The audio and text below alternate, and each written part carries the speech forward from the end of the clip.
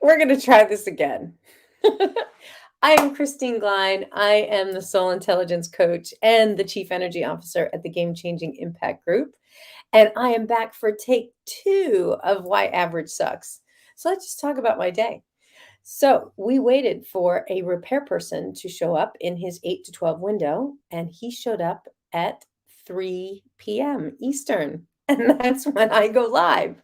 And of course, my husband wasn't here at the time. So it was me and Stella and Fletcher who had to go get the door.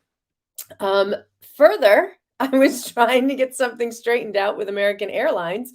And guess when they called me back? 3 o'clock. It is the most popular time around here. Talk about needing to bust through some averages. Oh my goodness.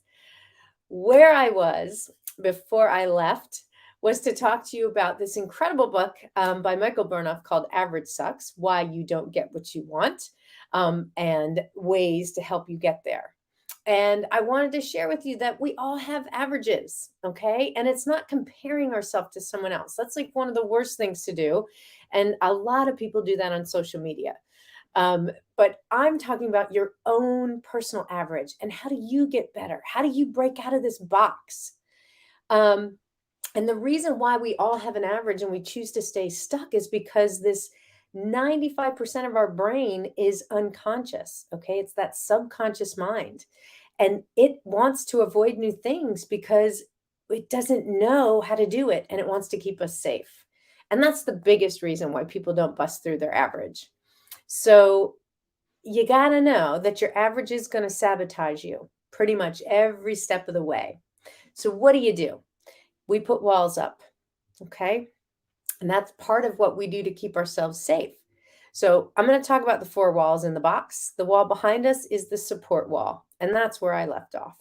The support wall is the one that represents everything you've already gone through and you never want to revisit. Not going there again. Those are the things in your past that you refuse to accept as your average anymore. You know, the wall behind you represents that wall that you've pushed through, everything below your current average.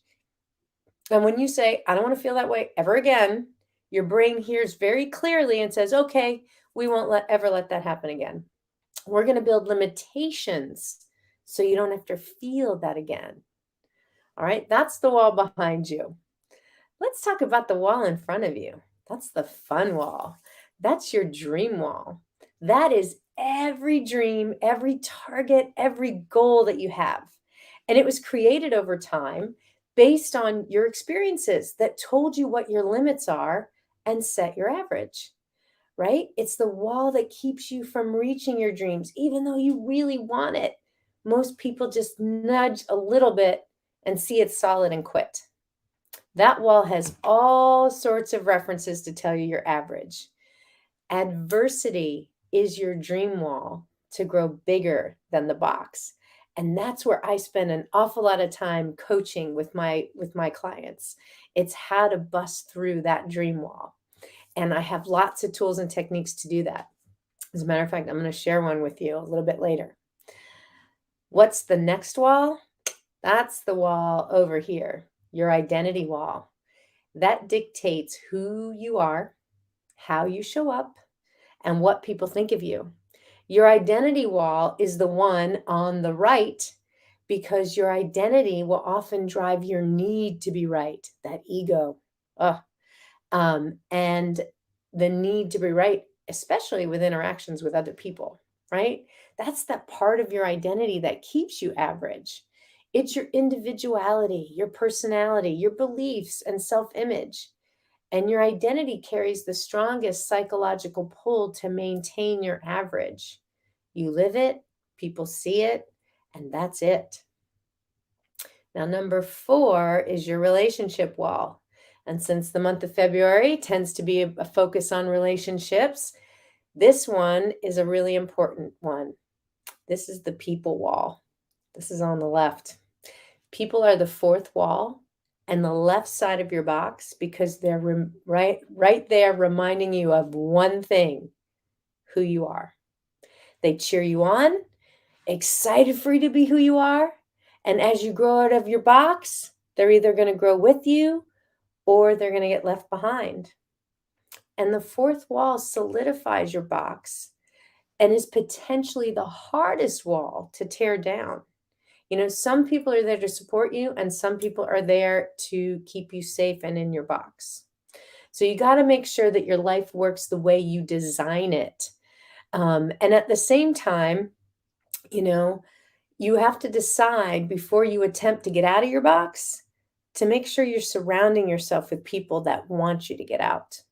That's one of the reasons why my mastermind in Zihuatanejo, Mexico was so important to me. I surrounded myself with people who don't live in the box, who don't maintain an average, and we support each other pushing through that front wall to make all of our dreams happen. I read a great quote this morning as part of my journaling process, and it was, "If you want to predict your future, then design it." And that's really what I teach people how to do. So take a second. If you want to get out of the box, put box in the comments for me. Bust in the box out. What is your next outcome, your next goal that you want to accomplish? Take a second and write that down. And think about what the biggest challenge you're going to have to overcome to get out of the box that might keep you from achieving it. Do you know what it is? What do you think you need to do to raise your average so that you can get out of your box? If you don't know the answers to these questions, soul intelligence can actually help you discern what's getting in the way. And if you want to learn more about it, type SQ for soul intelligence, IQ, EQ, SQ. Remember that one. And type SQ in the comments. One tool that I use that really helps my clients bust through that dream wall in the front is something I call a sacred soul script. And that is where not only do you write down your goal, like I just asked you to, but then you write down everything you need to believe in order to achieve that goal, like about yourself. Like, I'm an amazing coach with raving fans and clients, right? All those beliefs that support that goal. And then you write your goal as if you've already achieved it, and you do it with feeling, right? I've talked to you before about how Neville Goddard knows feeling is the secret. It's what magnifies the thought. Everything starts with the IQ, the thought, the inspiration.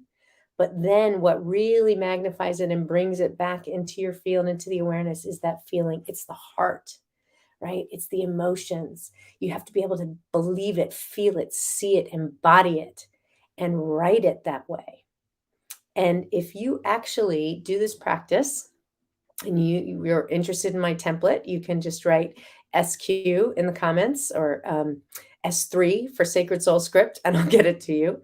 But you need to do it first thing in the morning and right before you go to bed, whether you read it, write it, envision it, say it out loud, rewrite it. And the reason is because your subconscious mind, okay, is what's running the show, right? 95% of the time. And that's when that part of your brain is the most active, right? If we didn't have that, we wouldn't breathe when we're sleeping. So it's really important. And it's actually how you positively brainwash yourself. Lots of really cool tricks. All right. If you want to know more about it, like I said, you can type S3 in the comments. Another thing you can do is to actually take an average assessment, right?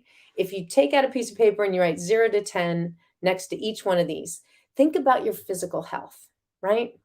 Do just a quick inventory. Like, how are my eating habits? Like, consider exercise, medicines I have to take, supplements, sleep, stress, my living environment. Think about, do I score a 0 or 10 being fantastic? How about relationship health? Communication, open-mindedness, trust, respect, companionship, friendship. How about your arguing style? Are you honest? Do you have passion? Is there intimacy? Do you have real connection? How would you score yourself in relationships, 0 to 10? What about your financial health? Your spending habits, your savings, your income, maybe your income earning potential, insurance policies, assets, retirement planning, estate planning. How do you feel about financial health? Right? Mental health. How do you talk to yourself? Do you worry a lot? Do you obsess? Do you access the power of your subconscious mind? Do you rely only on facts and data? Where would you give yourself a score, 0 to 10? How about emotional health? How do you feel? How do you release emotions? Do you stuff them? Do you allow yourself to break down and have a good cry ever? Do you express your emotions honestly? Do you move through them, experience them, and release them? What about spiritual health? Do you have a daily practice? Prayer, meditation, journaling? Do you spend time in nature? Do you have a relationship with a power greater than yourself? How would you grade yourself, 0 to 10? So think about that. Are you considering all those factors when you assess yourself? Are you considering your full potential or where you're at now? Are you looking at it like a general consensus? Do you think the world would agree with the way you're assessing yourself? If you answer honestly, then you will actually have your average number, and accepting your average will give you a starting point. Anybody get a perfect score? I know I didn't. All right. If you want to make health or your business or your relationship or your finances do what you need them to do, you have to take them seriously and it has to matter. We all like feeling positive so much that we willingly trade out the things that we should be doing for the things that feel good, right? We avoid some stuff or, there's an advantage to doing one thing over another thing because it might make us feel better. If you really want to accelerate your average, and I know we all want to be above average, right? Come on. I know my overachievers are out there. Here's your chance. Add negotiables into the bullseye of non-negotiable. What do I mean? Well, make a power play on yourself. Okay, hockey term. Go Lightning. Move more of your wants into your non-negotiables.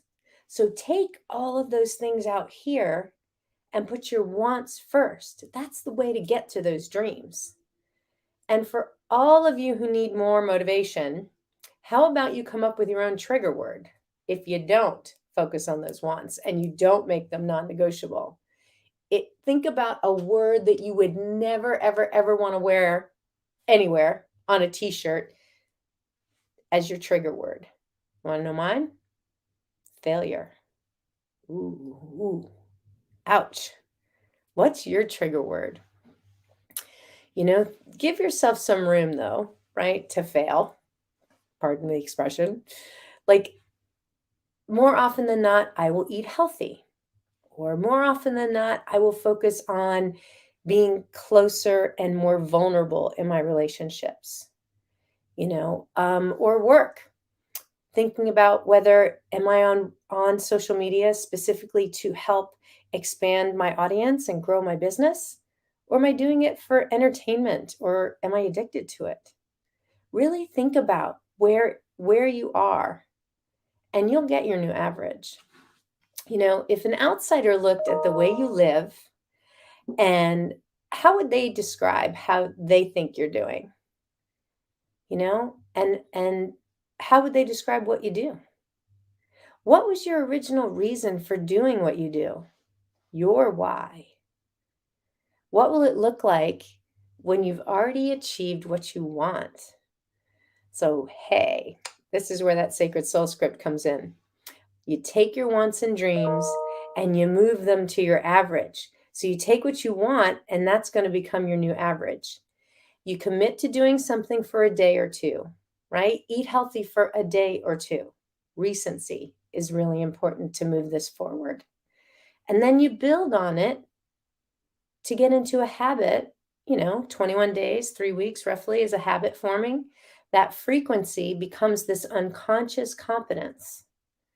And then you add in duration and you do it a little longer each time. So how significant is that emotional feeling that's attached to your behavior? What's the intensity? You take actions on your wants and dreams, and that's when you get out of the box. You start loving your life. That's conversion. So it's recency, frequency, duration, and intensity that gets you out of that box. Now, not everybody is able to get out of the box on their own. And some of you may not even know what is out here. What do I really want my life to look like? Well, if you want help blowing up your average, soul intelligence can help. It's a way to figure out what's actually holding you back from busting through your average. Soul intelligence can help you identify where the block is, whether it's in your support wall, your dream wall, your identity wall, or your relationship wall. In other words, it helps identify what are the negative energies, emotions, thoughts, destructive patterns, or self limiting beliefs that are keeping you stuck and in the box and average and not living the life you love and deserve. So, if you're already a leader or a healer and you work in alternative medicine or you work with a current modality and you're looking to expand your practice and maybe learn another modality, all to help you and your clients go deeper, then I want to personally invite you to join me in an all new masterclass that I'm hosting on February 22nd. That's right. 22222. Lots of twos, lots of good stuff going to happen on the closing of that energetic gateway. In this masterclass, I'm going to teach you how to create a greater impact with your current clients, help you lead and facilitate from an elevated level. And you're going to be able to expand what you offer and what you charge when you have soul intelligence as part of your healing toolkit. So if you are interested in learning more about the masterclass and signing up, it is free. You can go to soulintelligencemethod.com and register. It's going to be fun. It's going to be deep. It's going to be inspiring. And I can't wait to bring that to you. If you're already motivated to learn more about my proprietary methodology, Soul Intelligence, or you want to learn more about my coaching, just send me a message and I'll be happy to schedule a 30-minute exploration call together. So thank you for bearing with me today and allowing me to come to you live and in person and deal with all kinds of life that happens to everybody. I hope you enjoyed why average sucks and how to break through your average. And I will look forward to sharing with you again next week, same time, 3 p.m. Eastern. Take care and have a wonderful Wednesday.